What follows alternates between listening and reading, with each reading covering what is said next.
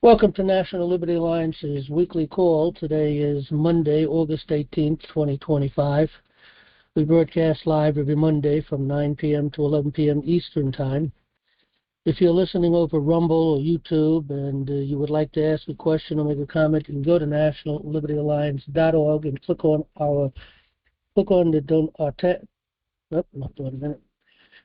our weekly call for instructions to join us live by phone, app, or browser. If anyone would like to email a question, you can send your questions to questions, that's plural, questions at nationallibertyalliance.org. Also, please support our business partners. You can find their banners on the right side of the website, of which the proceeds go to support NLA's efforts to save our republic. Also, please support NLA by donating $5 a month or more. Click on the donation tab, top right side of our website. Okay, we're going to pick up with our scripture reading where we left off last week. We're in the Gospel of Luke. We're in chapter 17, and it is being read by Alexander Scorby. Chapter 18. Let me fix that.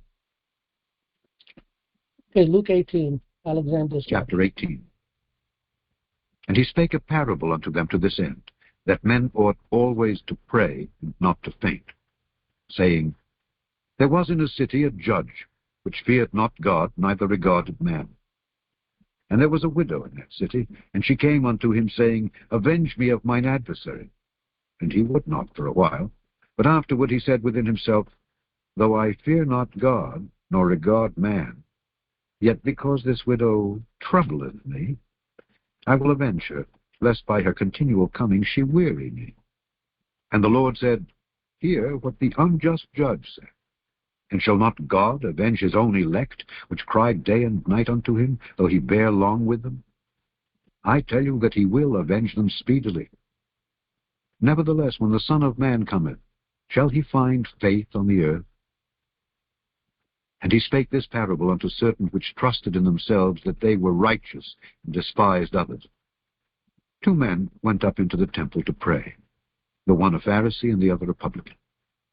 The Pharisee stood and prayed thus with himself, God, I thank thee that I am not as other men are, extortioners, unjust, adulterers, or even as this publican. I fast twice in the week. I give tithes of all that I possess. And the publican, standing afar off, would not lift up so much as his eyes unto heaven, but smote upon his breast, saying, God be merciful to me, a sinner. I tell you, this man went down to his house justified rather than the other. For every one that exalteth himself shall be abased, and he that humbleth himself shall be exalted. And they brought unto him also infants, that he would touch them. But when his disciples saw it, they rebuked them. But Jesus called them unto him, and said, Suffer little children to come unto me, and forbid them not. For of such is the kingdom of God. Verily I say unto you, whosoever shall not receive the kingdom of God as a little child shall in no wise enter therein.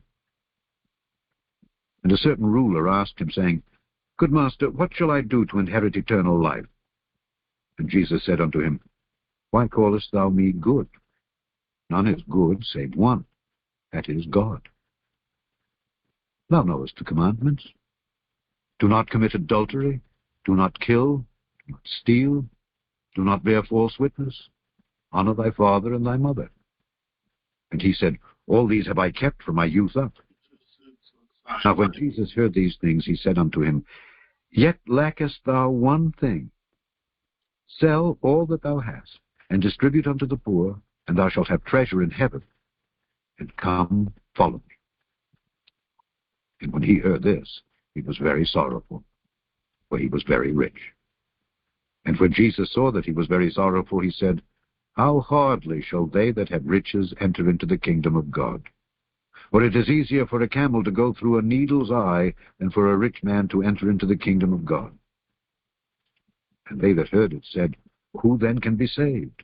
And he said, The things which are impossible with men are possible with God. Then Peter said, Lo, we have left all and followed thee. And he said unto them, Verily I say unto you, there is no man that hath left house, or parents, or brethren, or wife, or children, for the kingdom of God's sake, who shall not receive manifold more in this present time, and in the world to come life everlasting. Then he took unto him the 12, and said unto them, Behold, we go up to Jerusalem, and all things that are written by the prophets concerning the Son of Man shall be accomplished. For he shall be delivered unto the Gentiles, and shall be mocked, spitefully entreated, spitted on. They shall scourge him and put him to death. The third day he shall rise again.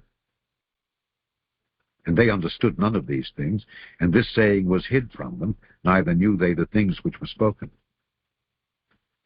And it came to pass that as he was come nigh unto Jericho, a certain blind man sat by the wayside begging. And hearing the multitude pass by, he asked what it meant. And they told him that Jesus of Nazareth passeth by. And he cried, saying, Jesus, thou Son of David, have mercy on me. And they which went before rebuked him that he should hold his peace. But he cried so much the more, Thou Son of David, have mercy on me.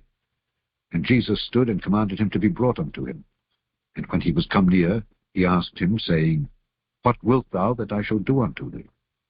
And he said, Lord, that I may receive my sight. And Jesus said unto him, Receive thy sight. Thy faith hath saved thee. And immediately he received his sight, and followed him, glorifying God. And all the people, when they saw it, gave praise unto God. Okay, Jen, do we have any questions tonight? Late night, John, we have exactly one question for you, and it's short. Okay. It says, how come y'all ain't teaching people how to get rid of debt? The world is controlled by the banking system. Why is the income tax allowed to continue to go to the IMF? Well, I guess because the elite and the New World Order is still in charge. I do see them being taken down. It's pretty obvious at this point, anyone who's really paying close attention and listening to any news outside of the regular media out there. But, yeah, things are getting better. There's no doubt in my mind at this point the IRS is going to go. The Federal Reserve is going to go. First of all, banks can't be owned by foreigners. And yet the Federal Reserve is owned by foreigners. And but in any event, that's why. All right, if that's it, I got a couple of things I want to share. I opened up the queue if anybody wants to get into the queue. It's a *6 and a 1 if you're on a phone, and if you're on an app or a browser, there should be a button there to get into the queue. We sent a paper to Trump quite some time ago and to AG Bondie. I'm not sure of the date. Maybe by the time we get to the end of this, we'll see the date. I don't know that I'm going to read through all of this, but I'm going to read through some of this. I'm pretty sure we have not looked at this one. There's a couple of papers, actually, we've written and have not looked at or read through. I know there's one to the Supreme Court, a presentment. I'm not sure. I'll have to look back to see if we read that one. If we haven't, maybe we'll look at that one in the near future. But again, as we're looking at this, if anybody wants to get into the queue, one more time, *6 and a 1 if you're on the phone. There's one person in the queue right now. So, and if you're on an app or browser, there's a button. Okay, this is a grand jury presentment to President Trump and also to Attorney General Pamela Bondie. And I guess I'll read from the very beginning. Comes now the constituted, unified United States common law grand jury, and hopefully we'll get a discussion on this. Hopefully these things we're going to cover in here, we can talk a little bit about. One of the things we do when we go through the welcoming of everybody into the room, we talk about saving the Republic. The Republic has not been saved yet. We're heading very close to it, and if we don't save our courts, we're not saving our Republic. We can save everything else, but if we don't save our courts, we don't save the Republic. The Republic is the law, and that's what this paper is going to cover, is the law. And again, hopefully this is waking up Bondie. Bondie would be difficult to get through. Hopefully she read this and pondered it, but she'd be difficult because she's a lawyer. Lawyers are really, their minds have been distorted greatly by their education. They were primed just like just primed like all of us in the lower schools, first 12 years, and then they really put a whammy on you when you go into the colleges, especially in law school. Anyway, no courts, no republic, no justice. So it comes now to constituted unified United States common law grand jury. Hereinafter, we the people, for an unprecedented presentment with demands to President Donald J. Trump and Attorney General Pamela Bondie. The following subversion of the United States of America that has created all the woes of America has been made possible by convincing the people that we are a democracy, where history has proven will only self-murder itself and create an oligarchy. Creating political parties where the appearance, and that's pretty much what has been going on with the Democratic Party, they've been appearance as if they were over 51%. They keep winning all these elections. But of course, the truth now is being unfolded. So, creating political parties where the appearance of 51% enslaves the 49%, unwittingly enslaving themselves also. One method of assault may be to effect in the forms of the Constitution alterations which will impair the energy of the system and thus to undermine what cannot be directly overthrown. George Washington. Permitting foreign influence to establish the American Bar Association that has absolutely and completely shredded our Constitution, seized control of Congress, and destroyed our courts of law by changing them into chancery courts designed to silence and jail anyone that resists their evils. Congress has no powers beyond the following 18 powers. We the people ordained and established Article 1, Section 8. The Congress shall have power to lay and collect taxes, duties, imposts, and exercises to pay the debt and provide for the common defense and the general welfare of the United States. But all duties, imposts, and exercises shall be uniform throughout the United States. To borrow money, to regulate commerce, to establish a uniform rule of naturalization and bankruptcies, to coin money, to provide for the punishment of counterfeiting, to establish post offices and post roads, to promote the progress of science, to constitute tribunals inferior to the Supreme Court, to define and punish on the high seas, to declare war, grant letters of marque and reprisal, to raise and support armies, to provide and maintain a navy, to make rules for the government, to provide for the calling forth of the militia, to provide for the organizing of the militia, to exercise exclusive legislation over federal city, to make all laws for carrying into execution the foregoing powers. That's it. We the people are ordained and established the following prohibitions. We the people ordained and established Article 1, Section 9. The privilege of writ habeas corpus shall not be suspended. You can't get habeas corpuses anymore these days. We've tried many times. No bill of attainder or ex post facto law shall be passed.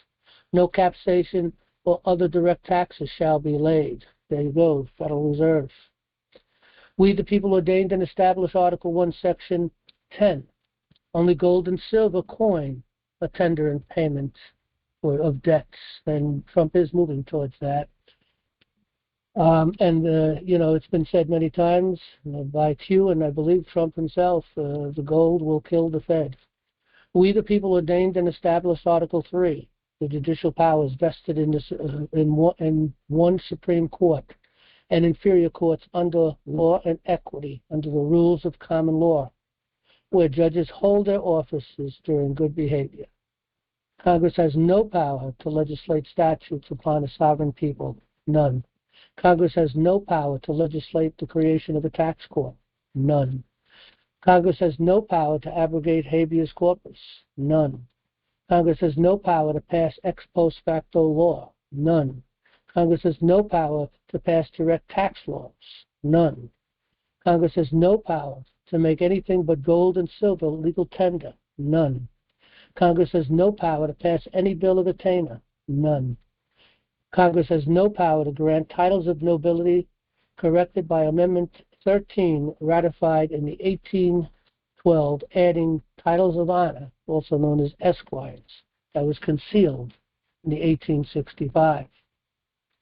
Amendment 17, our Constitution provided for a balance of power that was laid waste by the unconstitutional 17th Amendment, which was specifically forbidden by the Constitution itself in Article 5 and Article 1, Section 3, and therefore is null and void. Article 5, provide that no state without its consent shall be deprived of its equal suffrage in the Senate. The 17th Amendment placed the 10th Amendment in jeopardy because the states have no opportunity to argue or protect their rights. Both houses are controlled by special interest groups that harbor unlawful agendas, empowers party bosses, places liberty in jeopardy. The debates are one-sided, ignoring the will of the state and of the people. The balance of power is the heart of our Constitution. To destroy that balance of power creates a whole new de facto Constitution and gives total power to special interest groups by reason of their bribes both to Congress and the Senate via lobbying, clearly proven by the total distrust and frustration of the people because both houses continually ignore the will of the people as they trample upon the rights of the people. With the exception of an occasional bone thrown to the people, nothing of any true value is ever accomplished. Only the constant erosion of our liberty as they trash our republic. Article 1 in its creation of two houses was ingenious because all legislation required the approval of both houses, so that if the people who controlled the House of Representatives erred, the states via the Senate could prevent the error. And if the states via the Senate erred, the people through the House of Representatives could prevent to correct the error. Whereas with both houses controlled by criminal tyrants, they created a cartel on law, therefore to remove the balance of power that provides for checks and balances, protects liberty, prevents fraud upon the people, prevents unconstitutional statutes and amendments, and prevents the rise of mob or dictator rule would be high treason. The 17th Amendment ignores our founding fathers and ignores our founders' irrefutable argument in favor of the division of the legislative power into two branches. We read in Anti-Federalist number 62, I can scarcely imagine that any of the advocates of the system will pretend that it was necessary to accumulate all these powers in the Senate. There is a propriety in the Senate possessing legislative powers. This is the principal end which should be held in view of their appointment. I need not here repeat what was so often and ably been advanced on the subject of the division of the legislative powers into two branches. The argument in favor of it, I think, conclusive. The 17th Amendment abrogated the 10th Amendment because the ABA steered Congress has seized control. There are no provisions for states to object. We, the people, did not ordain a democracy. We ordained a republic. Article 4, Section 4, the United States shall guarantee to every state of this union a republican form of government. The word democracy is not found in our founding documents. Our founding fathers reviled democracy and gave their posterity a republic. As Thomas Jefferson said, the republican is the only form of government which is not eternally an open or secret war with the rights of mankind. Of this, I am certain, this is Edmund Burke, of this I am certain, that in a democracy the majority of the citizens is capable of exercising the most cruel oppression upon the minority. Thomas Jefferson, a democracy is nothing more than mob rule, where 51% of the people may take away the rights of the other 49. Benjamin Franklin, a democracy is two wolves and a lamb voting on what to have for lunch. Liberty is a well-armed lamb contesting their vote. Winston Churchill, the best argument against democracy is a 5-minute conversation with the average voter. Aristotle, Unlimited democracy is just like an oligarchy, a tyranny spread over a large number of people. In Federalist Number 1, Hamilton wrote, "The necessity of a government at least equally energetic with the one proposed to the attainment of this object and the conformity of the proposed Constitution," let's see if I can make this a little bigger, "to the true principles of a republican government and is equivalent to our state constitutions." Federalist Number 10, Madison. "Democracies have ever been spectacles of turbulence and contention, have ever been found incompatible with personal security or the rights of the property, and have in general been as short in their lives as they have been violent in their deaths." Anti-Federalist Number 10. "True Democrats are in general fanatics and enthusiasts, and some few sensible, charming madmen." Anti-Federalist Number 18 to 20. "A confederacy of republic must be the establishment in America, or we must cease altogether to retain the republican form of government. From the moment we became the one great republic, either in form or substance, the period is very shortly removed when we shall sink first into monarchy and then into despotism. Before we establish a government whose acts will be the supreme law of the land and whose powers will extend to almost every case without exception, we ought carefully to guard ourselves by a Bill of Rights against the invasion of those liberties which it is essential for us to retain, which it is of no real use for government to deprive us of, but of which in the course of human events have been too often insulated with all the wantonness of an idle barbarity." Federalist 48. "In a democracy where a multitude of people exercise in one person the legislative functions and are continually exposed by their incapacity for regular deliberations and concerted measures to the ambitious intrigues of their executive magistrates, tyranny may well be apprehended on some favorable emergency to start up in the same quarter." Anti-Federalist Number 74. "There is not a tincture of democracy in the proposed Constitution except the nominal elections. Every free man of America ought to hold up this idea to himself, that he has no superior but God and the laws." All right, I see there's only one person in the queue, so I'm going to continue reading for a while. Again, *6 and a 1 if you want to get into the queue. And if you're on an Apple browser, there should be a button. Anybody got a question, comment, or anything to offer? Okay, a case removed the subversion, ABA, and its barristers from our common law courts. History of the British Bar's agenda transforming our courts of law into courts of chancery. In 753 BC, Romulus founded the city of Rome, established upon Babylonian law, also known as law of the city or civil law, in order to maintain control over its citizens. In 534 AD, Emperor Justinian produced the Code of Justinian, containing approximately 4,200 statutes, compiled from various Roman codes in use from 117 AD to 534 AD. Civil law is result-oriented, seeking to achieve conformity, whose goal is to ensure obedience to the state expressed in its legislation, whereas common law is process-oriented, where the goal is to ensure due process with a view towards justice. The conflict between civil law and common law came to a climax in 1215 by the signing of the Magna Carta. During the middle 1600s, the Crown of England established a formal registry in London, where barristers were ordered by the Crown to be accredited, given official approval to act.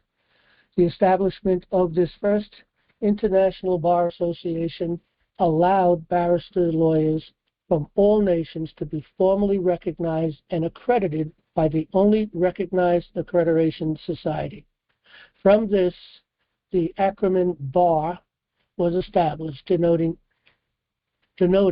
informally the British Accredited Registry, whose members become a powerful and integral force within the International Bar Association. Although this has been denied repeatedly as to its existence, whose barrister lawyers are all registered members of the larger IBA, holding the British title of Esquire, a title of dignity. It's a title of honor, next above gentleman and below the named. The creation of the bar was intended to eradicate common law in Britain and eventually in the colonies. In 1750, King George II reigned from 1220 to 1760, sent bar members to the colonies to establish chancery courts in place of common law courts. When America was still a chartered group of British colonies under patent established in what was formerly named the British Crown Territory of New England. The first British accredited registry was established by King George III, who reigned from 1760 to 1820, in Boston during 1761 in an attempt to allow only accredited barrister lawyers access to the British courts of New England. This was the first attempt to control who would represent defendants in the court at or within the bar in America. Today, each corporate state in America has its own bar association, i.e., the Florida Bar or the California Bar, etc., that licenses government officer attorneys, in reality U.S. corporate courts, established by the Organic Act of 1871, only allowed their bar-appointed attorneys to freely enter within the bar while forbidding non-bar lawyers to practice in the civil law courts, as they denied the people their common law courts of justice. Just after King George III succeeded to the throne in 1760, Parliament began to impose upon the colonies a new breed of taxes and regulations. Unpopular as all were, it was the Stamp Act of 1765 that really stimulated a congealing of discontent. This act imposed a tax on just about every kind of paper product in the colonies. The financial impact was particularly harsh. John C. Miller wrote, by increasing the expense of lawsuits, the Stamp Act threatened to destroy the practice of non-bar, common law colonial lawyers. During this time, British barrister lawyers were busy altering our courts into chancery courts, operating under statutes contrary to the common law. Of the 56 signers of the Declaration of Independence, a common law document authored by Thomas Jefferson, 28 were non-bar common law lawyers. The Articles of Confederation, initiated in 1776, became the governing instrument of the intercolonial alliance until the U.S. Constitution took effect 8 years later. Of the 48 who signed it, 22 were non-bar common law lawyers. The U.S. Constitution was adopted in 1787 with the signatures of 39 Constitutional Convention delegates, including 21 non-bar common law lawyers. The Continental Congress first convened in 1774 in response to the Intolerable Act and continued until 1789 when the U.S. Constitution, a common law document, took effect. During that period, 14 men served as president of the Continental Congress. 2 served twice. Half of them were non-bar common law lawyers. Our founding fathers, led by Thomas Jefferson, penned the Declaration of Independence, the foundation of American law, which was a covenant with our Creator, a common law document upon which we, the people, ordained and established the Constitution that clearly defines the law of the land's jurisdiction as common law under Article 3, Section 2, Clause 1. Our founding fathers, in order to prevent barrister lawyers from polluting our courts by changing our courts of law into chancery courts, wrote Article 1, Section 9, Clause 8. No title of nobility shall be granted by the United States, and no person holding any office or profit or trust under them shall, without the consent of the Congress, accept of any present, emolument, office, or title of any kind whatsoever from any king, prince, or foreign state. Realizing that the aforesaid clause was not explicit enough to deal with the crisis in their courts, our founders passed on December 9th, 1812, Amendment 13, that the bar steered Congress concealed in 1865 with another, Amendment 13, whereas the former states, if any citizen of the United States shall accept, claim, or retain any title of nobility or honor, or without the consult of Congress accept and retain any present, pension, office, or emolument of any kind whatsoever from any emperor, king, prince, or foreign power, such person shall cease to be a citizen of the United States and shall be incapable of holding any office of trust or profit under them or either of them. Our founding fathers did not want to be under the law of men, but under the law of God. John Jay, the first Chief Justice, an American statesman, diplomat, abolitionist, and a founding father of the United States, said, "We should always remember that the many remarkable and unexpected means and events by which our wants have been supplied and our enemies repelled or restrained are such strong and striking proofs of the interposition of heaven, that our having been delivered from the threatened bondage of Britain ought, like the emancipation of the Jews from Egyptian servitude, be forever ascribed to its true cause, and instead of swelling our beast with arrogant ideas of our power and importance, kindle in them a flame of gratitude and piety which may consume all remains of vice and irreligion. Blessed be God.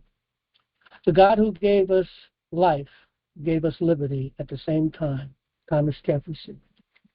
Samuel Adams. Revelation assures us that righteousness exalted a nation.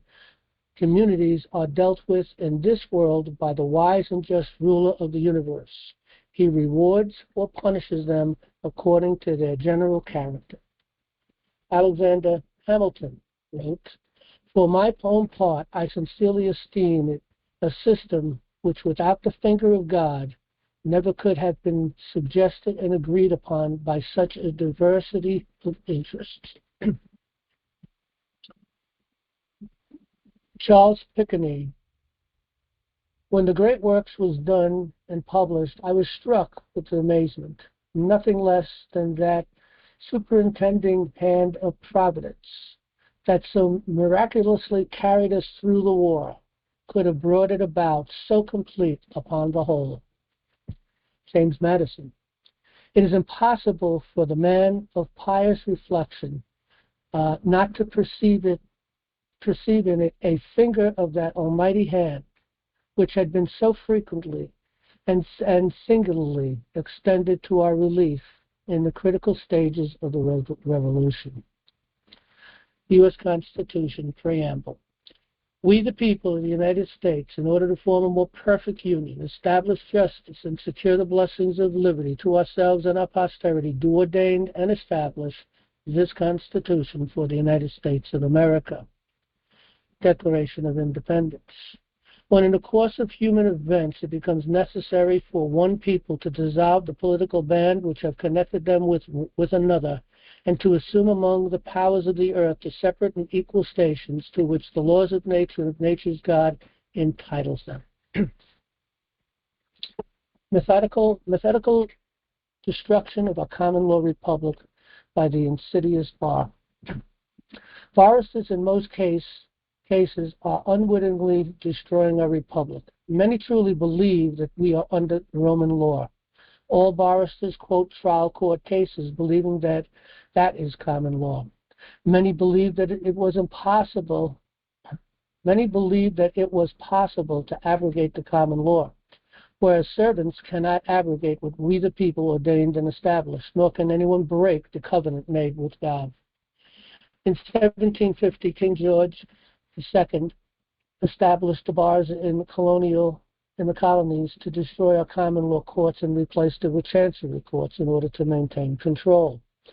In 1787, the Federalists, steered by the bar, was the first political party led by Alexander Hamilton that supported maintaining slavery. The Democratic Republican Party was a misnomer. Jefferson, like the rest of our founding fathers, knew that political parties that they called factions would be destructive to the Union. Thomas Jefferson and James Madison in the early 1790s that championed republicanism, which is ruled by law and not men, endeavored to discourage political parties. The Federalists that eventually became the Democratic Party was formed to gather momentum to support a strong federal government, whereas the states wanted the states to be independent republics with a much more limited federal government. Those who supported stronger Republican states were called Republicans. Jefferson, when elected president, made the point saying, "We are all Republicans. We are all Federalists," while at the same time endeavors to deter political parties. But the enemy of liberty, also known as the banksters and the bar, had already infiltrated the movement to create the United States, and through these parties have divided America, and over time have succeeded in destroying our republic while claiming that we are a democracy. George Washington said that parties open the door to foreign influences and corruption, which finds facilitated access to the government itself through the channels of party passion. Thus, the policy and the will of one country are subject to the policy and the will of another. One method of assault may be to effect in the forms of the Constitution alterations which will impair the energy of the system and thus to undermine what cannot be directly overthrown. It is indeed little else than a name where the government is too feeble to withstand the enterprises of faction, to confine each member of the society within the limits prescribed by the laws, and to maintain all in the secure and tranquil enjoyment of the rights of the person and property. In 1801, the bar-steered Federalists morphed into the Democratic Party and thereby started moving towards democracy in the minds of the people, and over time convinced them that we are a democracy, which is the first step to an oligarchy. In 1822, the Treaty of Verona, King George II and the Pope issued letters of marque, reprisals to covertly undermine America's judicial, economic, and political system. This was an act of war, and it continues to this day. In 1865, the bar-steered Congress concealed the 13th Amendment and replaced it with another. In 1865, with the end of slavery, the bar-steered Democrats supported Jim Crow laws and the KKK. In 1871, the bar-steered Congress passed the Organic Act of 1871, establishing the United States Incorporated. In 1878, 75 barristers established the American Bar Association. In 1913, the ABA-steered Congress passed the Federal Reserve Act. In 1913, the ABA-steered Congress passed the 16th Amendment imposing a slave tax on the people. In 1913, the ABA-steered Congress passed the 17th Amendment depriving the states its equal suffrage in the Senate. In 1922, the ABA attempted to abolish grand juries. In 1934, the ABA-steered Congress passed the Rules Enabling Act that empowered the ABA-steered Supreme Court to abrogate the rules of common law, replacing them with the rules that are applied as law. In 1938, the ABA-steered Supreme Court abrogated the common law.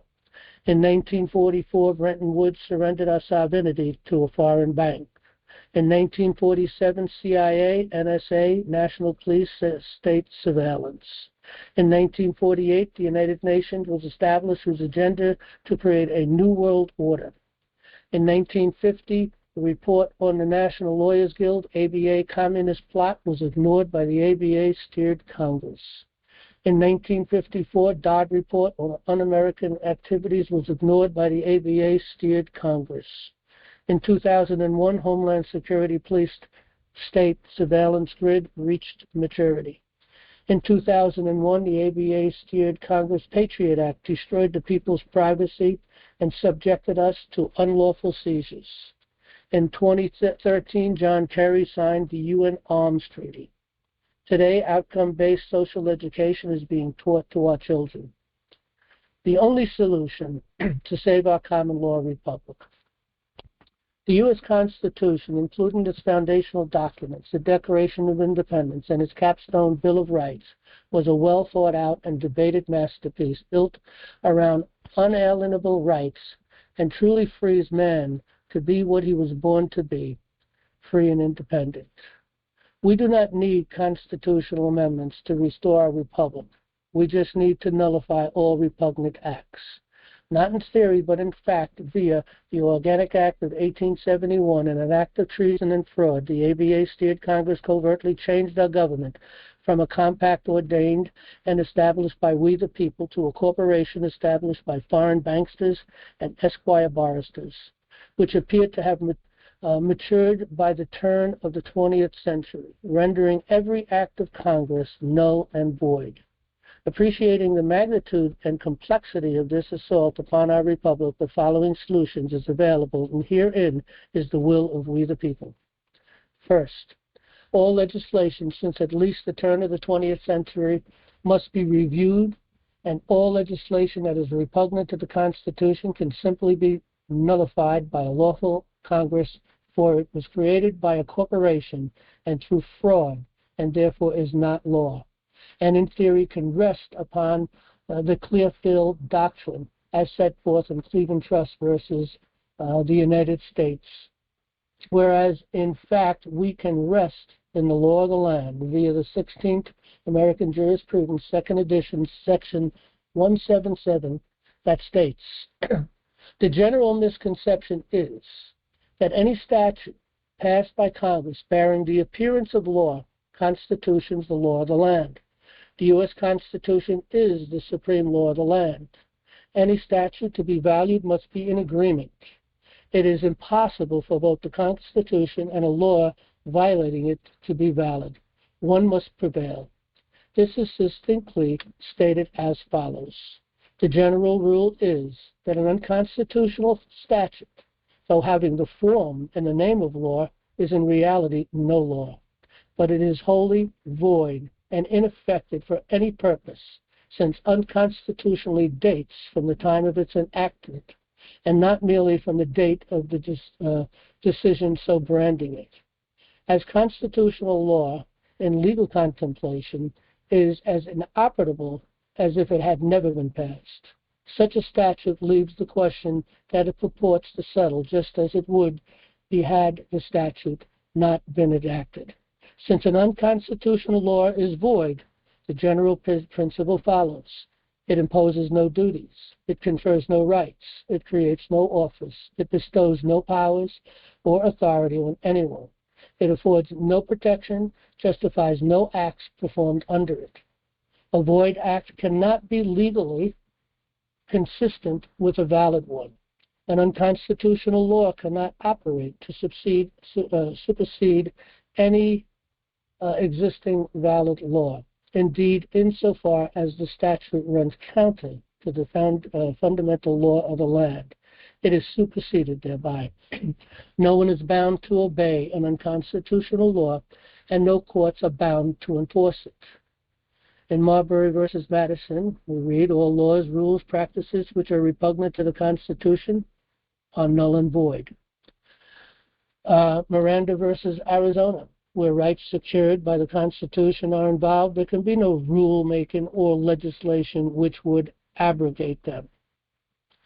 Hoke versus Henderson, that statutes which would deprive a citizen of the right to personal property without regular trial according to the course and usage of common law would not be the law of the land. Additionally, under the principles of the Kentucky Resolution, which was a series of resolutions drawn by Jefferson and adopted by the legislature of Kentucky in 1799, protesting against the alien and sedition laws, declaring the illegality, announcing the strict constitutionalist theory of the federal government, and declaring nullification to be the rightful remedy. It does not need amendments to correct, just the application of common law, also known as common sense, by nullification. We the people have the power of nullification. We the people are sovereign. We the people are the lawmakers. We the people ordained and established the Constitution for the United States. We the people vested Congress with limited powers. We the people vested the Supreme Court with powers under the law of the land. The very meaning of sovereignty is that the degree of the sovereign makes the law. The people of this state do not yield their sovereignty to the agencies which serve them. At the Revolution, the sovereignty devolved on the people, and they are truly the sovereigns of the country if they are sovereigns without subject, with none to govern but themselves.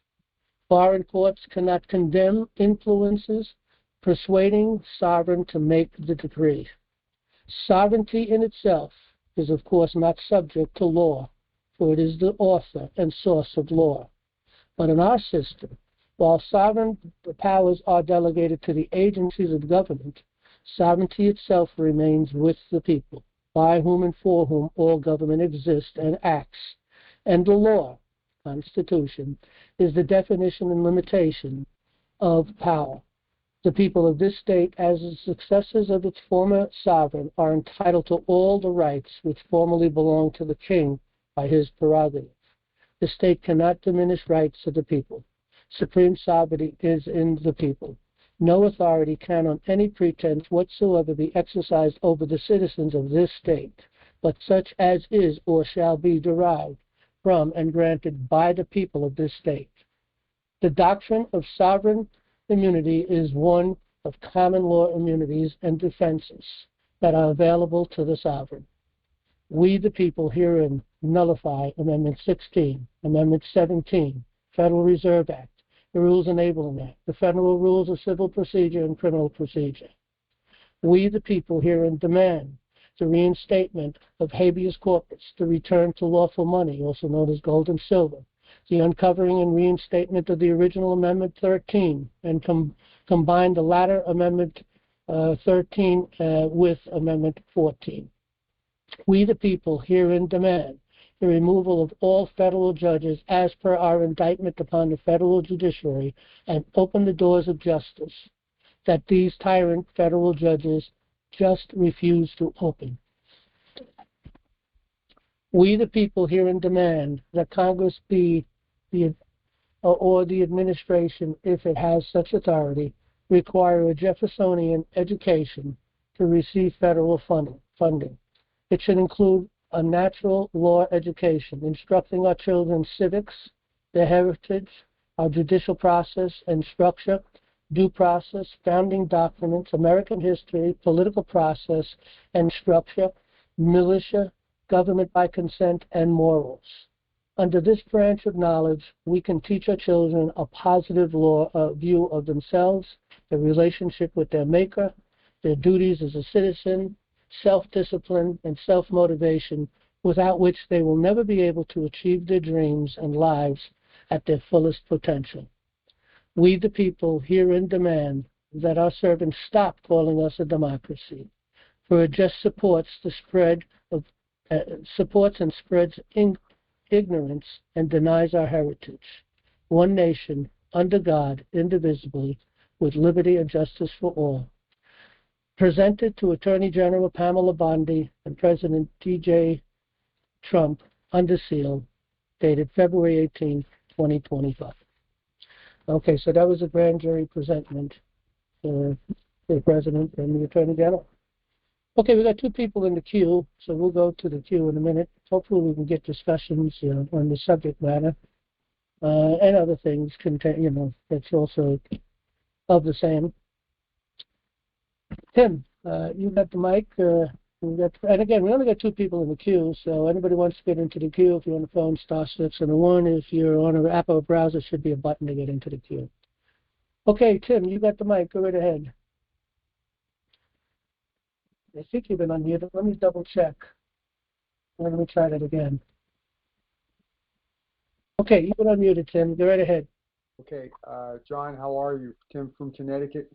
Yeah, how you doing, Tim? Good to hear from you. Okay, thank you. So you said earlier that there's evidence. I don't remember the exact words, but so I'm paraphrasing now, that if a person can see who's following the news, that they think the structure of the, again, my words, the structure of the deep state is going down, is collapsing, or Trump is causing it to collapse or something like that. And the banks, you said the banks are going down. What kind of signs do you see, if it's okay to ask? Well, this is the information given directly from the administration is also talking about the need of course, the Federal Reserve, okay? And that means they're looking to destroy it. Look, we can't go to gold and silver. Trump knows we need to go to gold and silver. He has said, Q has said, that on numerous occasions, that gold will kill the Fed. The gold will kill the bank ultimately. And that's what's going to return our country back to normality. We have to go back to gold and silver. Trump knows that, and he's working towards that. And he's also prepared for that move. But before he can complete that move, there's other things that needs to be done. He has to work on the economy. He's got to get jobs going. He's got to get, manufacturing going back in the United States. He's got to get income coming into this country that will support the needs, the true needs of our nation, without having to put an unlawful tax upon the people. So all that is in the works. So the destruction of that. Trump is bringing peace around the world. He's stopped 6 wars. I believe it was 6 wars. Someone can correct me if I'm wrong. But in the past 5 months, he has prevented 6 wars and brought peace into those lands. He's working on Russia and Ukraine right now, and it looks like he has succeeded on something with that. We're going to see how things go in the next few weeks, I guess. And I do believe that's going to succeed anyway, for other reasons. But as soon as he succeeds on that, we have potential peace around the world. He's trying to move the world into sharing and communicating and having, a commerce between us. Just trying to have peace and conversation and trade. And that's the key. The nations of this world, at least the people within the nations of these worlds, they don't want war. These are the leaders that are controlled by the New World Order that creates the deep states, not only here in the United States, but around the world. And so all that is being worked. We have the 3 powers of the world that are, reflected in Washington, D.C. There's a 3-star flag, and each star has a representation. One represents Washington, which is focusing in on the military-industrial complex. Another one is in Britain, in England, and in London, I believe, particularly, which also is sort of a country in itself, just like Washington, D.C., as far as through the Rules Enabling Act and not the Rules Enabling Act, the Organic Act of 1871, and the construction of many other things upon that, created a city within a city and made themselves sort of a power outside of the United States. That's the deep state being controlled within. And then you have Rome, which focuses on the religious side. So these are the 3 stars, and they have been taken down. Britain has been notified. The Pope has been notified. And the New World Order here, as far as the deep state is concerned, in the United States, has been notified. The rest are starting to take place. a lot of children and other individuals who have been captured and put into the slave trade. That work is taking place at this point all over America. It's happening at the same time. We're getting rid of all of the illegal aliens in the United States here. So that is happening at the same time. He's called forth, the militia in Washington, D.C. to clean up the city, federalize it. And he could probably go beyond the 30 days, which the law permits him because it is an emergency. He's also deploying at least, well, I don't know actually deploying, but putting on notice at least, but I think deploying too. The militia in a lot of the blue states, particularly in the cities and places where we have the problems in preparation of riots and different problems that may erupt because the deep state's got to do something. They're a rat caught in the corner, and so we do need to brace for impact to some degree because things are going to happen. We're going forward with the last administration and the administration before that.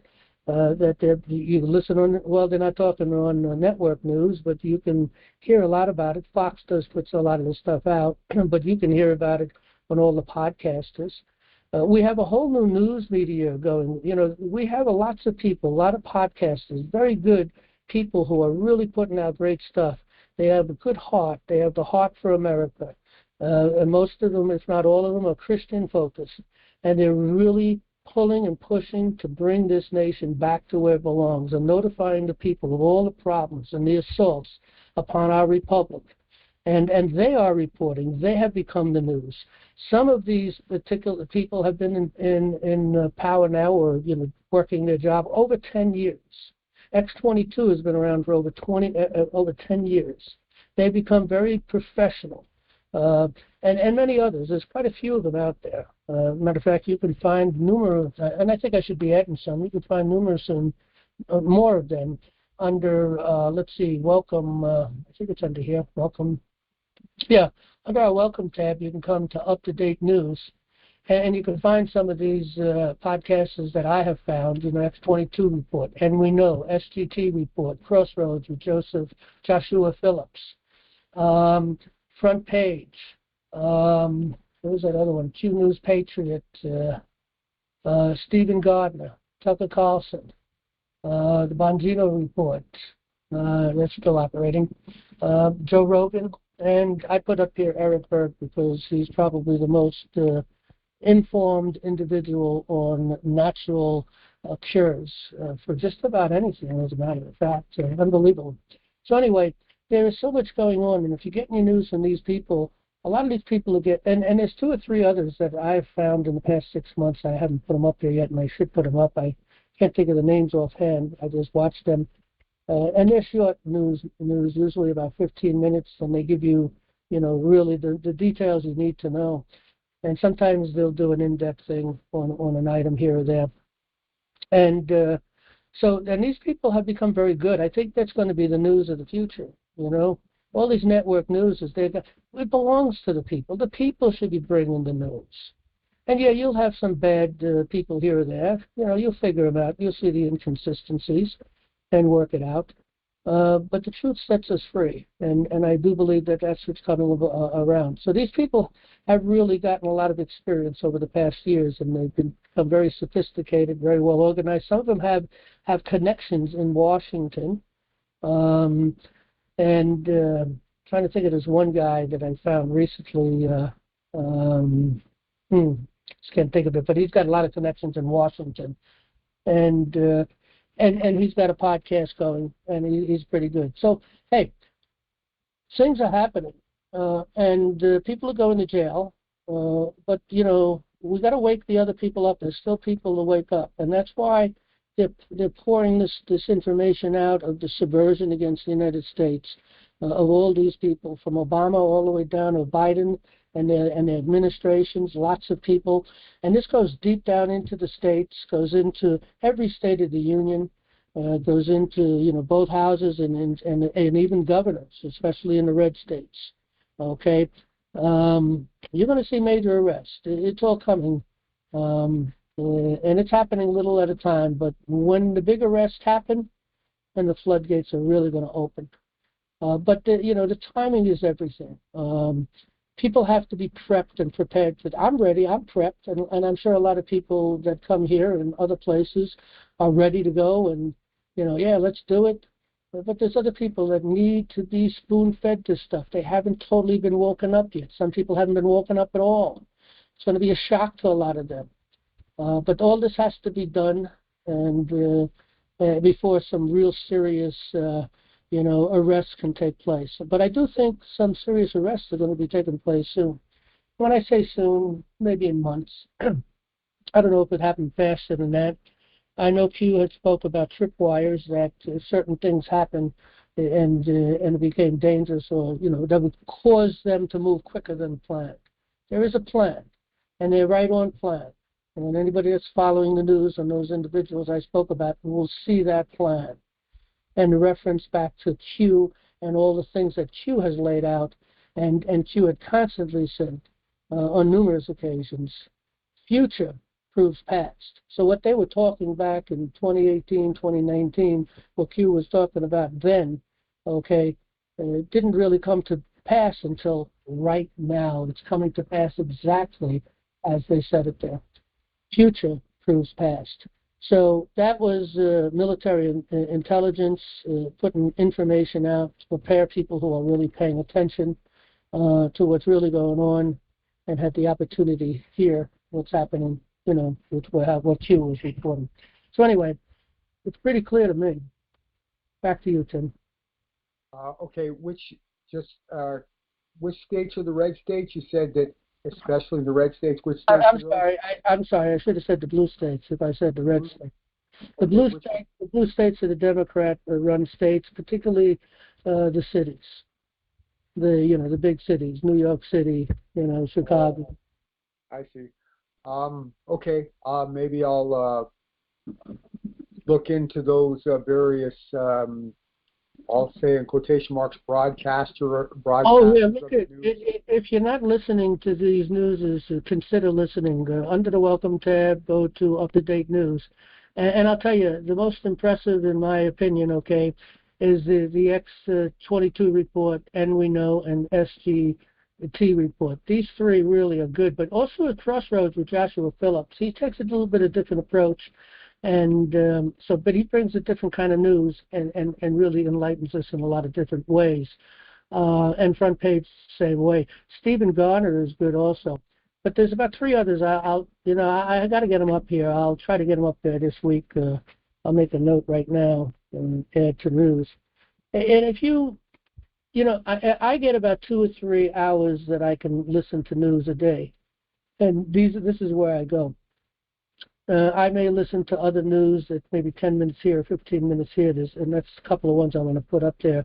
These people give some real good reports and information. They do it in short spurts, and they just give you, the news in a quick way without going in depth, and so that helps to inform us also. But I like X22 the most. That seems to be the one that really, a lot of good stuff. Okay. Well, thanks. Thanks, then. Okay, Tim. And by the way, we only have one other person in the queue. Star 6 and 1 if you want to get in the queue if you're on a phone, and should be a button if you're on an Apple browser. Okay, we'll take our next caller. Let's see. The next caller is a 202. What's your first name and your state? Estelle. I'm calling from Maryland. Estelle from Maryland. Go right ahead. Yes. So this is just a general question. It's about my brother who was prosecuted in the Greenbelt District Court, and he intends to file the habeas corpus with the Baltimore, with the Baltimore division, which is the main court, because he feels that the Baltimore venue is more transparent than the Greenbelt venue. So he wants to find out if it's even doable or it's advisable. Well, yeah, it's very doable, and if I was in jail, I definitely would file a habeas corpus.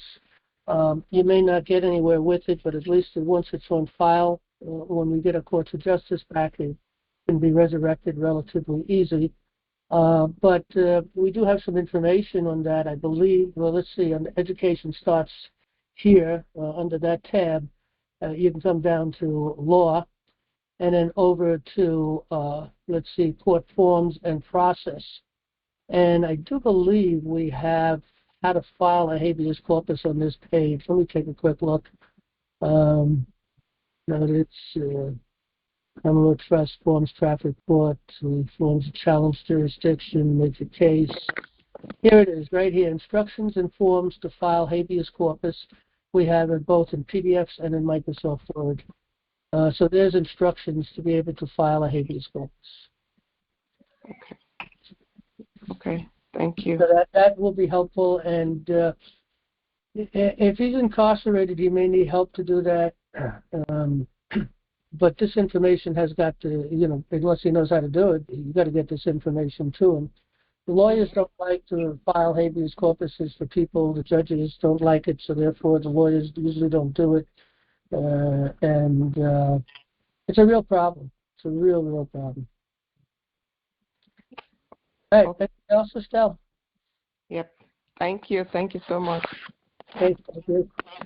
All right, we have only one other person in the queue. We're going to take it a minute. So if anybody else wants to get into the queue, star 601 and Apple browser, push the button. Okay. Anonymous, first name and your state. Yes, my name is Elizabeth. Excuse me just a moment. I'm in Arizona. Okay, and Arizona. the sun just went down, so everything changes. It's very nice now. I'm wondering what I probably shouldn't say too much. Tell me, sir, is this your platform, or is this? I mean, I know somebody has to do it, right? But I mean, this is your. You're trying to have an open forum here, right? Where anyone can talk about what they need to about this, as long as we're on topic. Right, we're going to have a conversation, questions, comments, any corrections you can offer us. And okay. I'm one of the co-founders of National Liberty Alliance. We have a leadership group. But, I've been kind of following you for a while. I appreciate your effort. So it was around the end of July that a reporter stuck a mic in Donald Trump's, right, and asked him about money and, the RV and all that, or something along those lines. I couldn't hear the question, but he said, well, you're an American, are you an American citizen? And he must have said yes. He goes, well, you're going to be getting a lot of money. I mean, you're going to be, Americans are going to have a lot of money. And so, I think something about August 1st, and I'm not sitting here chomping at the bit, but I'm getting where I don't know what, I just probably need to just take a vacation for 6 months and come back when things are what they're really supposed to be, because I'm just wondering about, I don't really need your opinion on this, and there's really no truth about it. Really, it's just what it is. And I get really tired of waiting, and some of the reporting is not reporting at all. It's actually just repeating what somebody else said, and very little, one of the people I found who is actually making an effort and putting herself on the line is Catherine Austin Fitts, and she's financial. She knows how to handle money, and very big background. She was in HUD, and they tried to destroy her when she was trying to evaluate the system. And she's very concerned about Palantir and that kind of thing. I mean, the AI thing was not voted in by Congress. It was brought in, and I know that it might have been on the back of a good intention. I'm just concerned because it's not something that we really. I mean, with a real constitution, we could stand up against that. But the foreign influence is still here while we're trying to get rid of all these illegal aliens. We've got other people who are from other countries that don't, I mean, it's hard to believe that they would have any loyalty to the United States.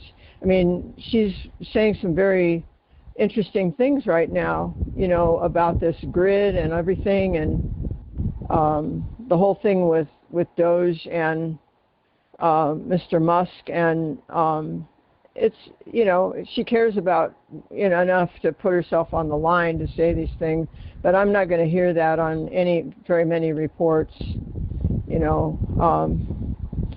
Here in the state of Arizona, we don't have a government right now, and I know that we really don't have, we're under military law, and that the Supreme Court has been put on hold, and we don't really have a government right now, but yet we have to pretend like we do when we talk about it. And, I know this is happening for a reason, and so my biggest job is to just not make any comment about it, but there is no law, there's no justice system in the state of Arizona right now. Well, that's pretty much true. That's pretty much true everywhere. There's no justice. Really? Yeah. And we have a serious problem.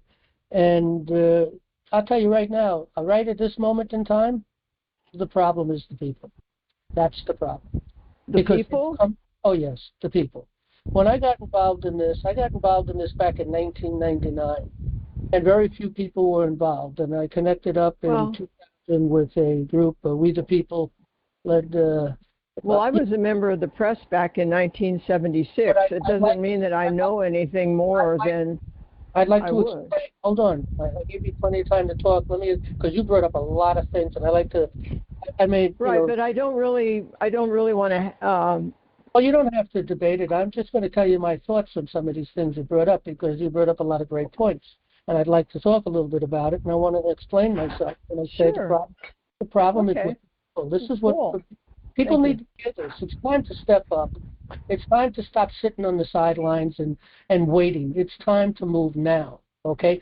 Look at Donald Trump and his administration. These are serious people. They really have good intentions. They truly believe that they can do something. They're working hard. They're cleaning house. And Donald Trump promised. He said in his first inauguration speech that he said that he was not elected to take power. He was elected to take power and give it back to the people.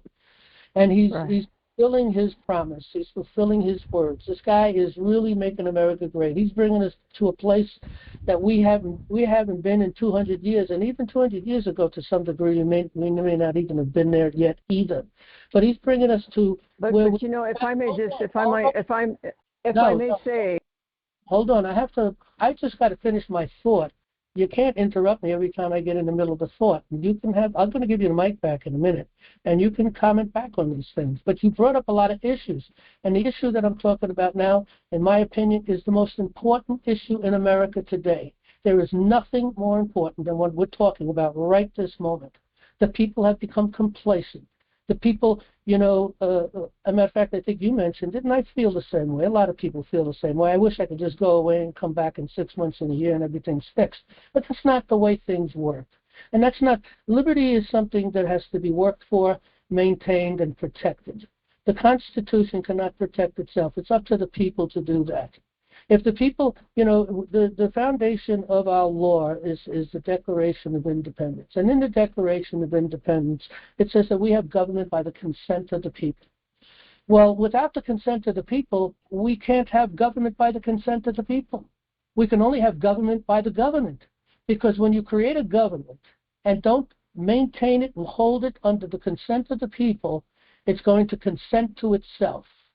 And power, always power draws up and pulls together all these, psychopaths and sociopaths. Okay, power always, wherever there's power, they're drawn to it like a bug to a light. Okay, and we have to keep these people under control. I think most of the people that do pursue politics, in my opinion, okay, are either sociopaths or psychopaths, mostly sociopaths. But in any event, it's just two different ways to get to the same place. So they mean the same thing, really, to a large degree. But the thing is, and there's degrees of that, okay? But the thing is, there are some good people also. But unless the people step up and take control of their government, they don't have control of their government. People don't know how to have government by consent. That's the purpose of National Liberty Alliance, to teach people to have government by consent. People should be supporting what we're doing. Every person who comes under the hearing of this and comes to these meetings, or even comes occasionally or listens in on YouTube, because everything we do is up on YouTube and it's on Rumble, mostly Rumble. YouTube is like a dead link for us. We still post there anyway. You know, they've thrown us offline so many times. You know, we have very few followers, but but we did open up in Rumble, and that's moving along a little bit.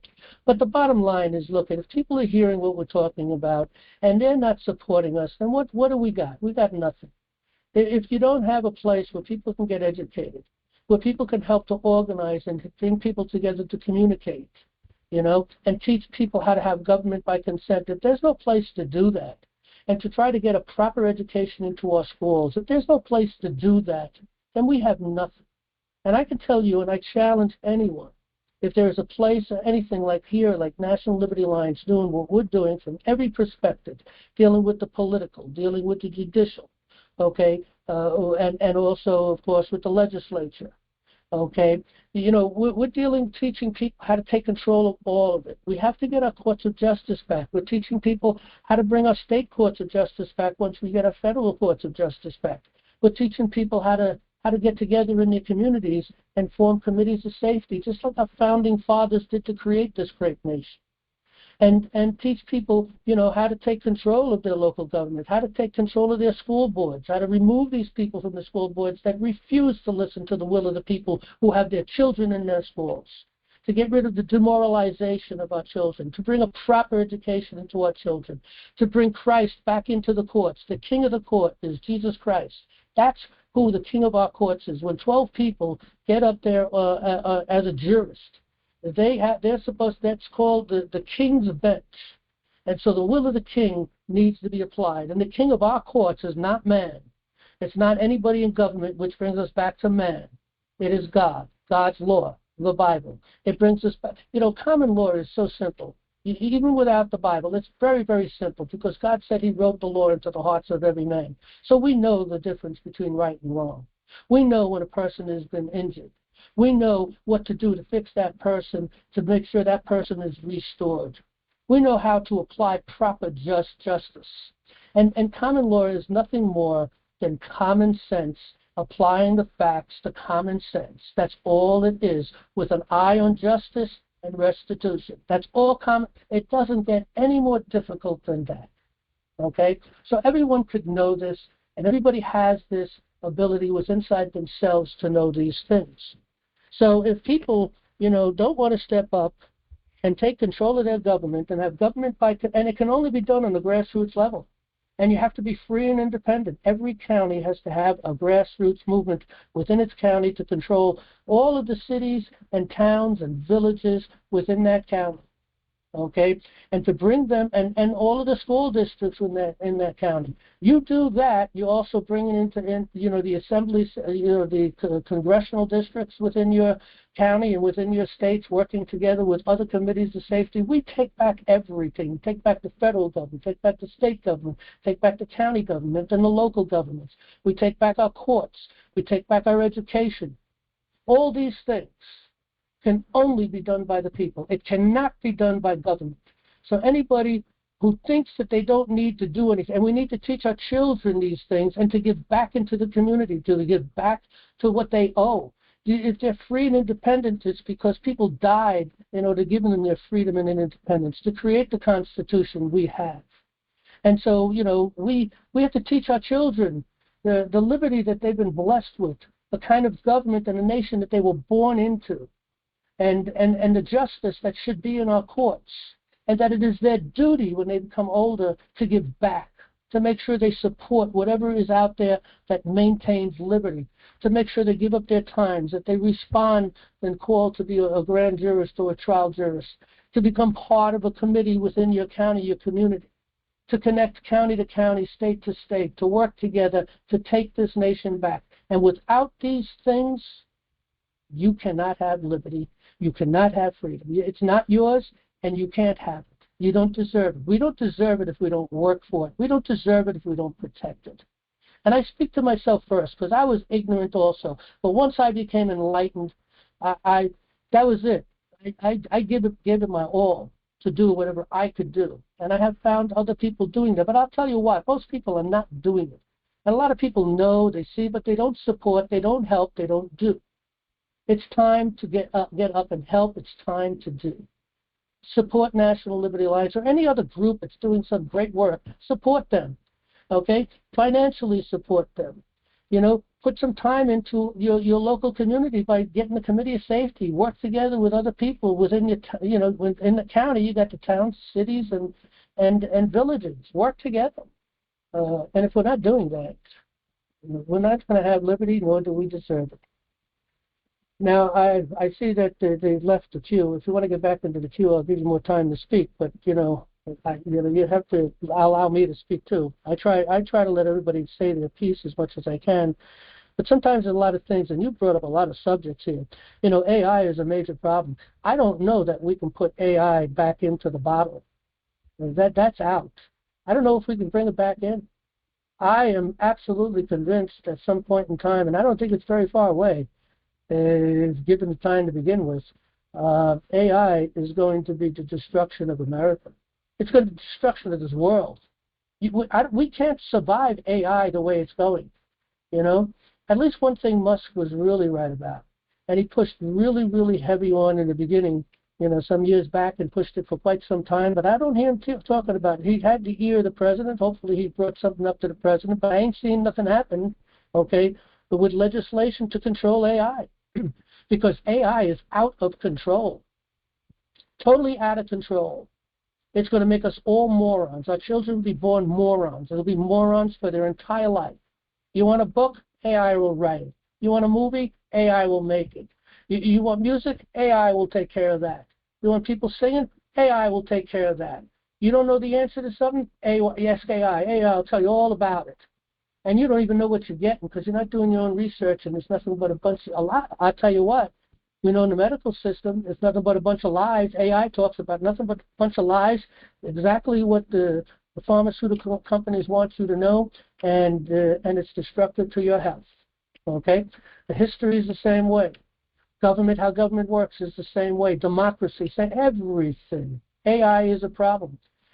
Shame on us that we allow our children to have smartphones. Even before AI, children should not be able to go to school with a smartphone. And if you're going to give a child a smartphone, they should be a certain age. They should be responsible, mature enough to deal with it, and they should be controlled as an adolescent. But we're not doing that either.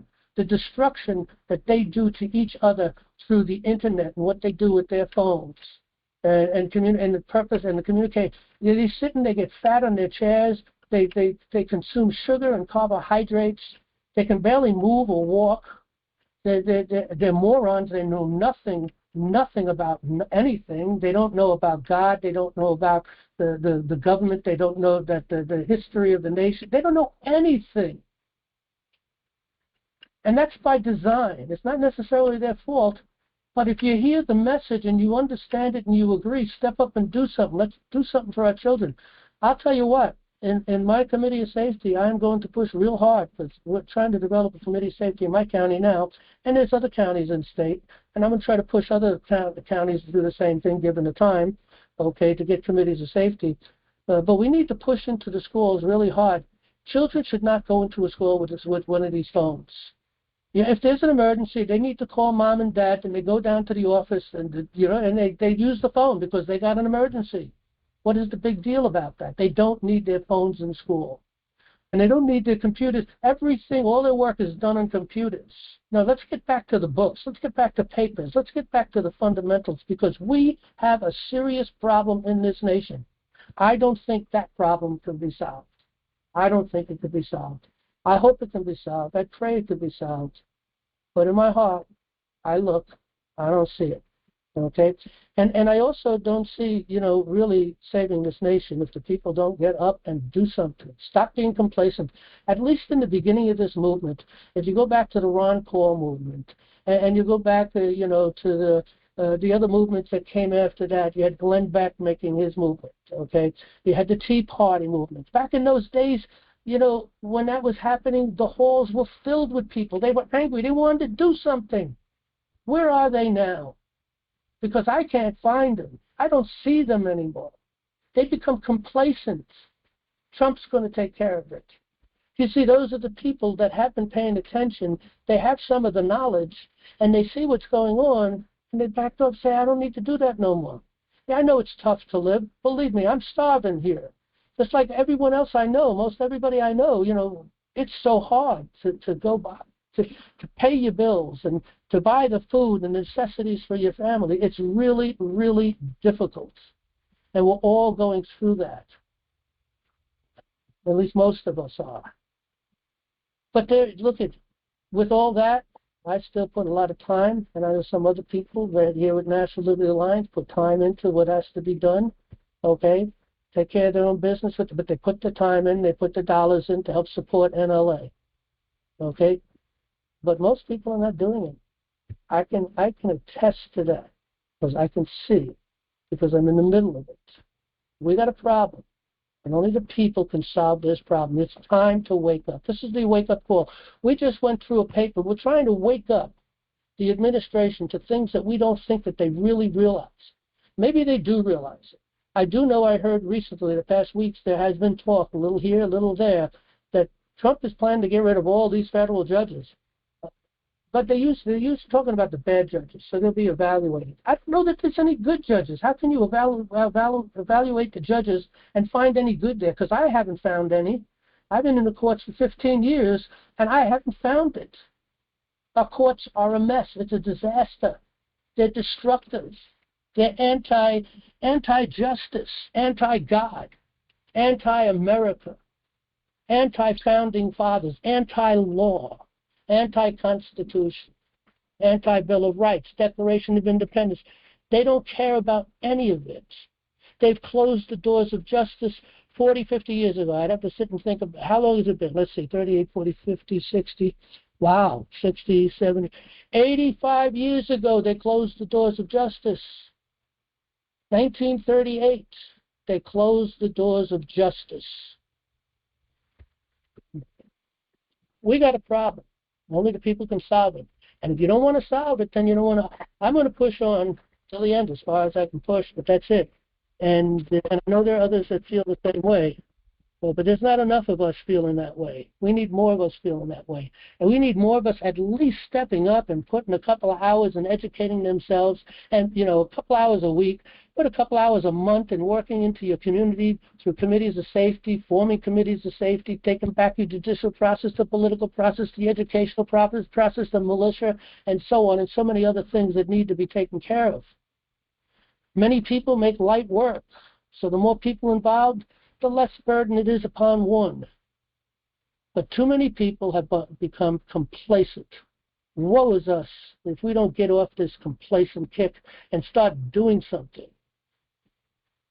I know it's hard to live, it's hard to pay our bills and do what we have to do. I know that's difficult because, you know, you can't, but it's going to get better. Trump is working on it. I can see it coming. And, you know, that woman spoke about the money also. Yeah, I can see lots of money going to be coming. Look at, Trump has given us a lot of hints on this. Some of this stuff coming in is going to go to the people. It's first going to go to the people on the lower end of things, you know, people on Social Security, retirements, disability. Those are the people who are going to be helped first and foremost. But everybody's going to be helped. And I can see there's so many people to be arrested and so many corporations to be taken away because they're all in the game. And then they have to be auctioned off. Whatever they own is got to be taken away because that's the law. These people have worked to destroy the world. Forget about the United States of America. Destroy the whole world. You know, we need to do something. All right. Anyway, I see the lady left, so you know, there were some other things, but those were the important ones. I'll get off my rant and we'll move to the next caller. Okay, big guy. You got the mic. Go right ahead. Hi there, big guy. Richard from Fargo, North Dakota. Hey, just wanted to give you a follow-up on my meeting with public defender. And just right after the start, gosh, it looks to me like a lot of questionable activity was going on, I brought up, asked what was my crime. He said, well, the crime is just being in there. I said, well, what did I do? And he kind of got quiet. He goes down. He goes all this other stuff they went. I don't know if you remember what the statute. I can read it to you if you want. But so my crime was just being in the building. But look at the rest of the document. So anyway, what he said he was going to do was to go for dismissal based on that we didn't get proper notice. So and he talked about how many times these property managers, they don't want to hire an attorney to do this stuff the right way. The big guys in town, he said, I've been doing this a long time, and I get a bunch of people. They don't want to hire an attorney for $300 an hour, so they'll just do it themselves or do it wrong. And then he said, I've gotten a lot of people off it because they didn't get proper notice. And he talked about the eviction thing, the 3 days and all that kind of stuff. And so, I mean, he spent 20 minutes telling me about all the experience he had getting rid of people. But when I brought up the thing about this police officer's report, it's not accurate. But I wanted to ask about tonight is when I brought up the thing about the probable cause. And so I went to common law and it talks about probable cause. Well, what is probable cause? And so I looked that up and I looked at the definition. I said, I forget what down what page it was in here, but page 253. And then malicious conduct, malicious prosecution, malicious use of process, and that's what she's doing. I mean, she can't possibly think that she was when somebody told her, because initially it was trespassing is what she was accusing me of. And when I got down to, when I actually got the warrant, it had been amended. Something got changed. And I don't know what it was. One question is, can I get a copy with the original? What was amended? Am I allowed to get that? Is that going to be, no, I can't have it. You can't. You want to know if you can get the copy of what? Of the warrant that was amended. Absolutely. Yeah, it's your right. I don't have that here. Well, all you do is go ask for it, and if they refuse to give it to you, you go to the court. I mean, since you're in the court, you go to the court and say, I want this. It's, you can get all this stuff through discovery. And before anybody goes to court, you need to go through discovery for things that you don't have, the evidence that the other side has, and that is evidence. So you need to know what that is and how to defend against it and how to build your case around it. Well, I looked up on probable cause. Probable cause is where known facts and circumstances of a reasonably trustworthy nature are sufficient to justify a man of reasonable caution in the belief that a crime has been or is being committed. Reasonable man definition, common textbook definition comes from this case, and then Draper. And then probable cause to arrest. And this is the part that I really got into when I read that. And so I'm grateful that I got your common law court handbook. Probable cause to arrest provides details on how to determine if a crime has been or is being committed. And then probable cause to search and public right and all this kind of stuff. Well, then I got another part of it later on in the book, and this is on page 266, that on the probable cause stuff. When I read the police officer's final report, it just says that I had it here, right here. Let me get to it. I want to read the police report, final report. It's really detailed in his initial report, and I'm thinking he said that in the report that he had his body cam on, so he wasn't there on the day of it. So my wife asked the question: how come they didn't call the police right away when I was committing the alleged burglary? And why did they change from trespass to burglary? All right. And then why did it take 2 months to? This is my wife was asking all these questions. And I said, and why did it take them 2 months before they actually issued the warrant? And why did they issue a warrant to detain you when you hadn't even been convicted of a crime? And then when I got the report, and she started picking up on a lot of stuff. Smart lady. And then now there's a detailed initial report, burglary, and this is from the officer. I have his phone number as well. And I went and looked at my phone. I think I mentioned last week that my phone keeps track of all calls made, past, present, and if I delete them off of my current line, it goes into a deleted file. But I have my phone set up never to delete. I have to go in and delete it twice. Now my voicemail was full, and I'll clean that out and I'll put that into a delete file. But none of those alleged phone calls were even in the deleted file. And I still have phone calls on there from last fall in November. So there's a lot of suspicious, I call it shady activity going on. But I'm getting to this point here is where it says that it's dated about the tenants, and he got to his actual final report, nowhere near as long as what is here. He says, then it says under 5 years imposed. I said, why is this a felony? Well, a felony has to do with the amount of dollar amount of the fine? Is that or the sentencing? Is that true? I'm trying to find out why was this a felony, and it doesn't really say that, but I went and looked it up. But that final report it's only a paragraph long. Wait a minute, this guy had 10 paragraphs. Then it says, I attempted to call Kennedy on the phone multiple times, but was unable to make contact. I left a voicemail advising to contact him again. What I'm trying to get at, I saw somewhere else in there on a something warrant that's not what's the terminology I have for that? You have it in your book. A defective warrant. Let me ask you a question. I know you mentioned the book a couple of times. Which book are you talking about? The Common Law Court Handbook or the Common Law Handbook? The Common Law Court Handbook. Okay. Yeah, anybody that goes into court, they should have this book. I mean, I made this for myself originally. I did it in PDF so that I'd have access to different information when I was in a courtroom at my fingertips. And then I put it into a book, and it's a handbook, so it's not a big book, but it is 311 pages, so there's a lot of information here on this. But yes, go ahead. So now it says photograph of Kennedy at the residence. I never got him. When I got into the public defender's office, he puts them on a big screen, and there's a photograph, and it shows me standing. Now, one of the things I want to make sure that you know, it says in the report that I carried out some boards. Police officer said he didn't witness it. He said it was reported by the witness, the guy who had the pictures, that I carried out some boards. Perhaps they were used for, in his initial report, perhaps these are boards used to repair the fence. All right, and then I said, but my crime was, what was my crime? And I kept trying to bug him for this thing, the public defender. I said, well, what was my crime? Well, those boards. Where's the picture showing that I carried the boards out? It didn't have them. It showed a picture. And then he said, twice I went back to my car. I did not go back to my car. My stepson went back to the car. You remember this whole thing. And he said, you had another key. You remember that I remembered I had another key that should have been, it was on my car keys. On my car, I don't have to have the keys with me. I can start my car remotely.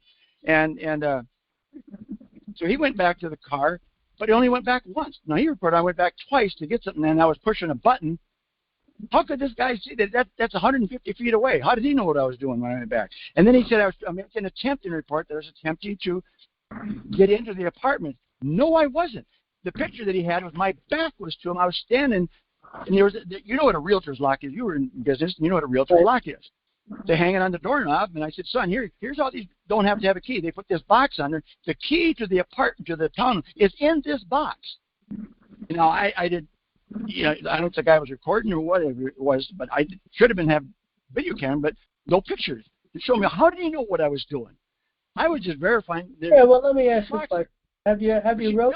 She billed me for a beer lock, and all I wanted to do was to verify that. Let me ask you a question. Let me finish this part of it.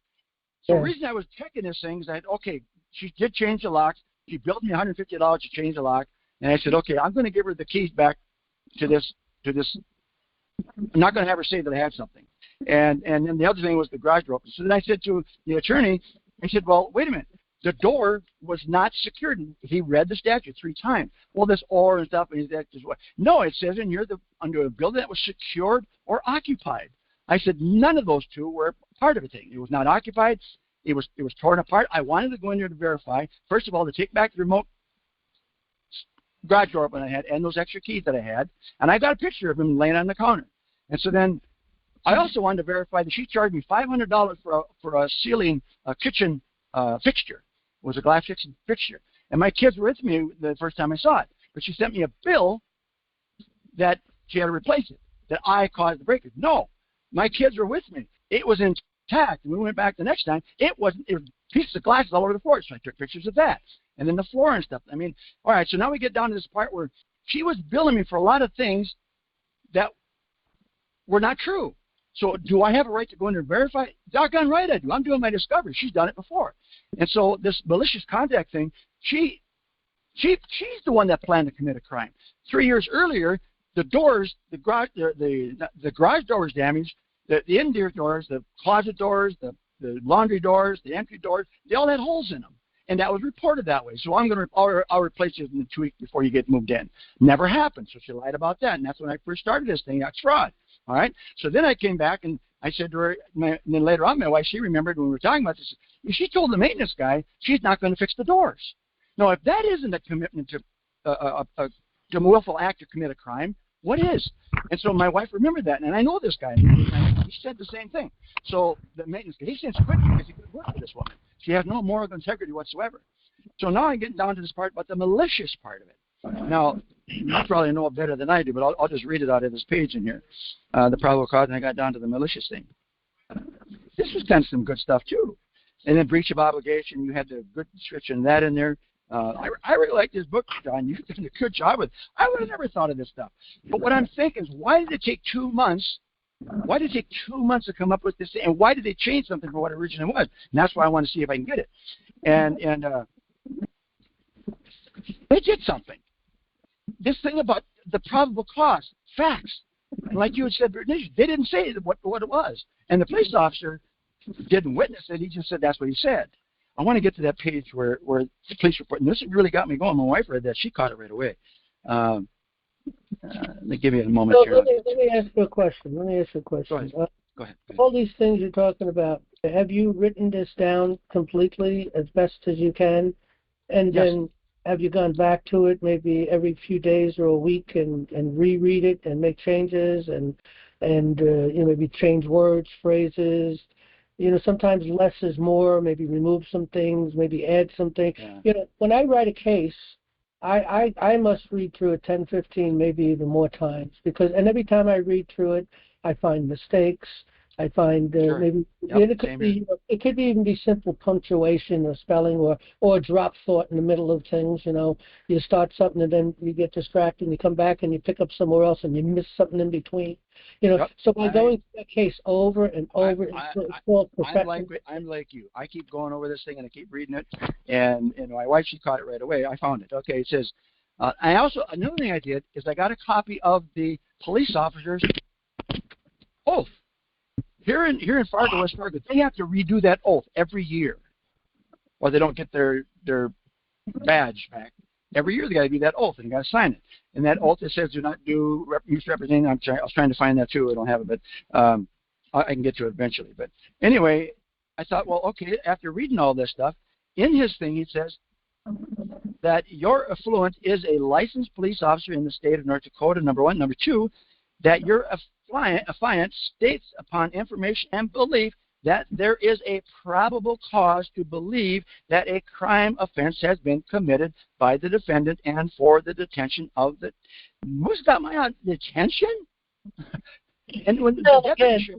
I remember the deputy said, I'm not going to put you in jail just to go appear for a court. I said, what's the purpose? You just got to go call the court and... They wanted me to sit in jail until I get in front of a court judge to set up the date when I'm going to appear in court, of which I'm going to be doing day after tomorrow.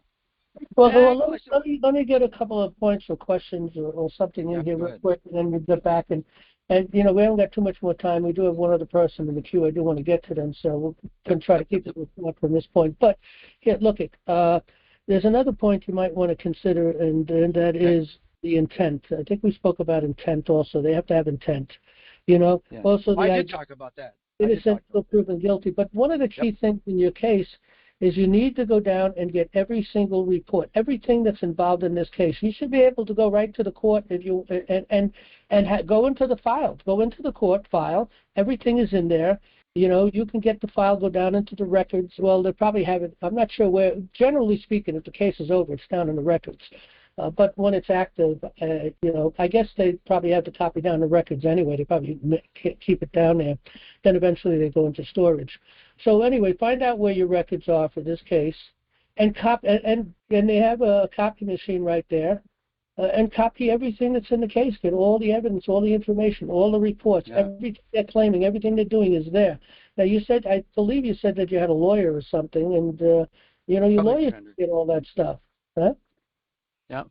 But he said he kind of wanted. I missed what you said. What did you say? The cop giving a bad report. Okay, go ahead. No, what did you say? I missed what you said. Was it a public defender? The public defender, my public defender attorney, he kind of poo-pooed the thing about what we're going to focus on is getting a dismissal. for not having proper Well, notice. that's I also fine, and mentioned that's exactly what they should be focusing on. But I would want to know what's his plan to do that. What information does he have to build a case for a dismissal? Because I can hear a lot of things in here, but I don't, you don't have the evidence for some of this stuff. But that's what I would discuss with the lawyer. I would never, ever, ever in a million trillion years ever allow a lawyer to run my case. If I had a situation and I hired a lawyer, he's not going to put anything in until I look at it and maybe make my corrections because it's going to be my case. Okay. That's how I feel about things. But generally, I wouldn't go. Well, I would hire a lawyer as counsel, to get information. But I'd want to run my own case because it's problematic. These lawyers, they're all part of one system. So, but anyway. Okay, so what's he going to do? Because I ask him, what are you going to do? I want to get to the last person. Finish up in a minute or two. But go ahead.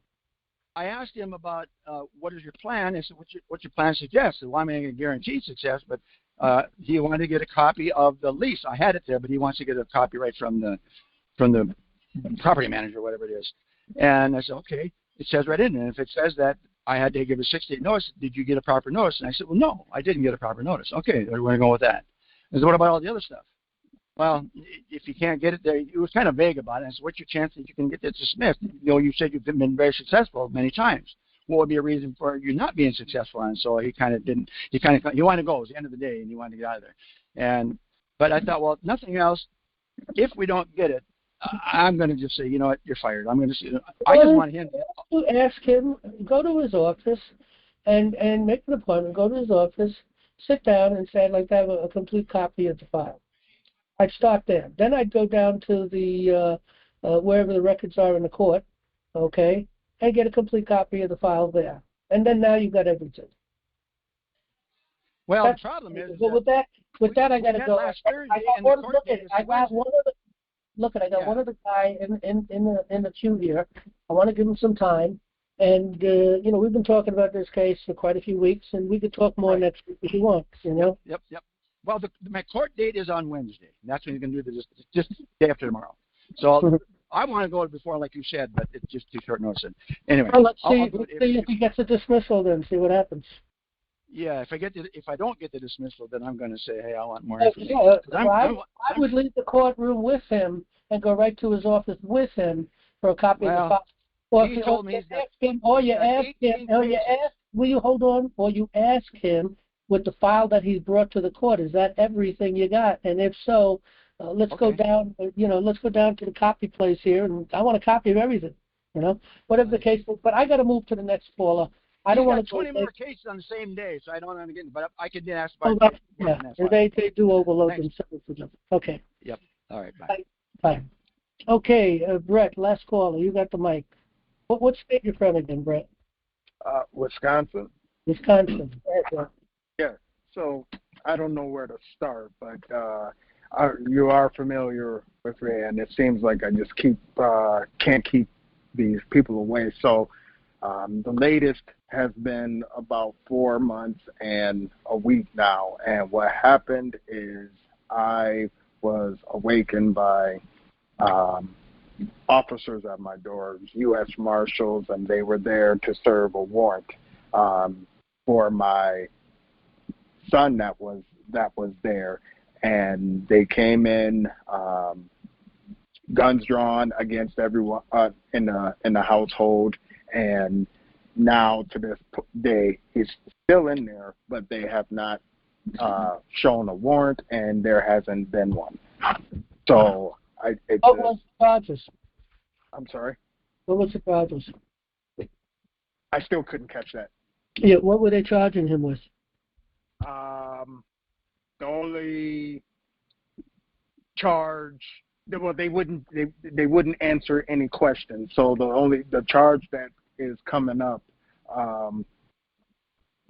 hearing is for that date, which is resisting an officer. But well, I've seen so many of these resisting arrest BS stuff, and I remember one case where the guy was arrested and he was what was he being arrested for? For resisting arrest.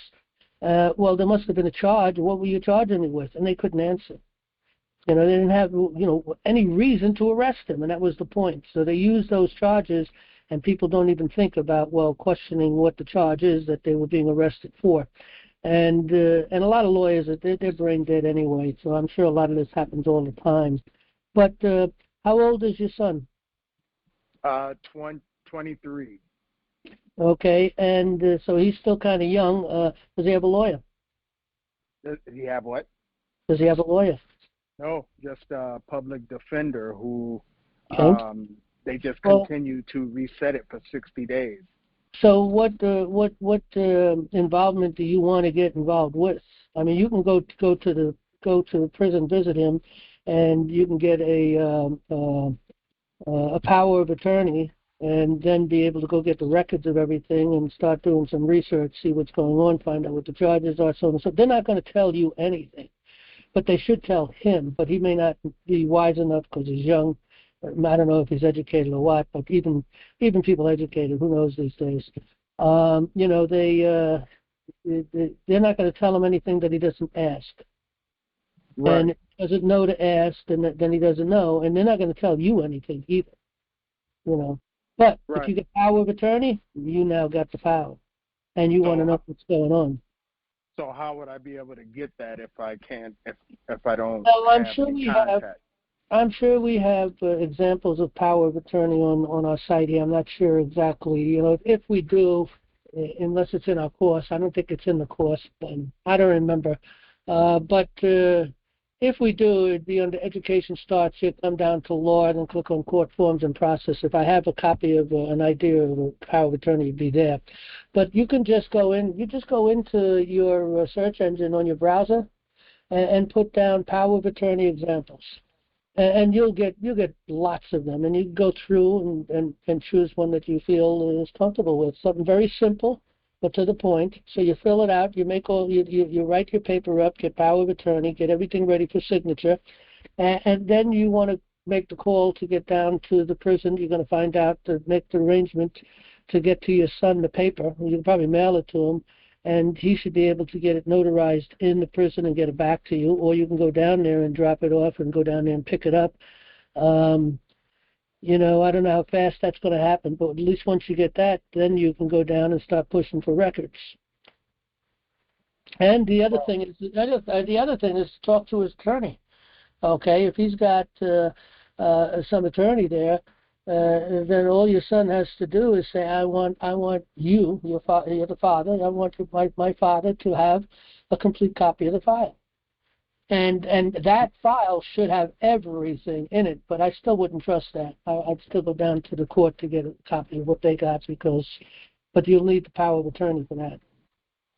So request a complete file, and I would have a complete file. You want everything that's in the file. Everything. I'd have to be power of attorney to. Well, your son can tell the lawyer to give it to you, so you don't need it for that. But I wouldn't trust that either. I would also go down to the courts and find out what they got. As a power of attorney, or that you'll need to be a power of attorney. Yeah. Okay. So as far as habeas corpus, would that even help? Or habeas corpus, right? But you want to know what's going on before habeas corpus is set forth, and you'd have to do to do a habeas corpus. We have examples of that, and it's very. You got to make sure you get all the details right, okay, and all the wording right, and what you're requiring of them in that habeas corpus, which is to show the cause, and they have to come up with the witnesses, and you have to understand how it works, because if they don't show up and they don't hold the date, then they have to let them free. Now, of course, they break the law and do whatever they please anyway. It is a mess. So, So how would that work? Being like myself, because they barged in and put hands on me. If they have a warrant, that's one thing. Now, look, if this was some kind of a crime that they're claiming against them, and it wasn't a violent crime, coming in with the guns and all that stuff, I mean, that's just a power play. It's disgusting. but unless they feel for some reason there's a dangerous person in there or something. But again, knocking on the door and serving a warrant and then entering in at that point, making the arrest, all that is legal, but they shouldn't have to do it in some way that is assaulting. What about if they But they do it tamper anyway. with the camera? What's what? What happens when they tamper with the camera because they move the camera outside of our door and before they came in? Well, what do you mean they removed the camera? Well, the way my surveillance camera, security camera at Why would they at the remove your? I would make a big stink about that. Why would they remove your surveillance camera? As a matter of fact, I don't know how the law is in the state and where you're at.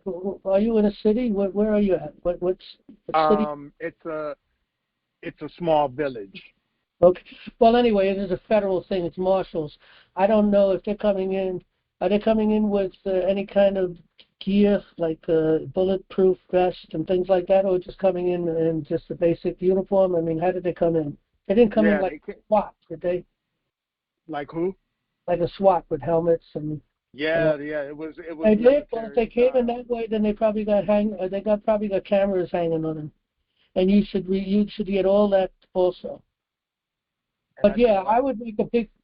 Get a copy of the videotape that they took that's on them. They have these, in a lot of cities and different places, even towns and even villages. Some places they require that the police have, surveillance, instruments on them, cameras. And when they make an arrest or approaching an individual, they're supposed to turn that camera on. Okay, so every cop across America, that should be the law for everywhere. So you can look to see if there's any videotape from that. You get the videotape from your camera also that you had up there, your surveillance camera, which will show the fact that they moved it as they came in. They moved it or whatever they did with it. And you should make a big stink on why did they do that? What was the purpose of that? What did you have? I pulled what they pulled on you. Do you have something to hide here? What, you want no one to see what you were doing? What? But in any event, that's a courtroom thing. Right. So who would I start with? Because I don't have any names. I mean, they came in, they wouldn't give any names to who they were. Because the record in the court has everything on that case. Every person involved, anything said, written, reports, everything. If there's video, everything is in that case. In the court. Okay? Plus, the lawyer should have everything also, which I'll bet you dollars to donuts he does. Okay. But with that, we got to close up because we're past our time.